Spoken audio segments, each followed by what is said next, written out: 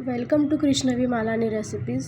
मी आज तुम्हाला सांगणार आहे की केळाचे जे फूल असतं ते साफ कसं करायचं आहे। तर हे बघा, मी केळफूल काढून घेतलं आहे। त्याच्यामध्ये तुम्हाला काळ्या कलरची एक दांडी दिसते आणि त्यासोबतच एकदम अशी पातळ एक पाकळी दिसते बघा, ही काढायची। ही जर काढली तर तुमचं केळफुलाची भाजी असो किंवा चाट असो ते कडू पडणार नाही, नाहीतर खूप जास्त प्रमाणात ते कडू लागतं।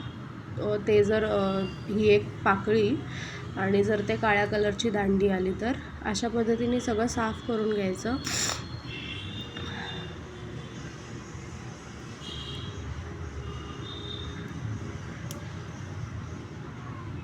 हे बघा, प्रत्येक फूल मी ह्याच पद्धतीने साफ करून घेते आहे।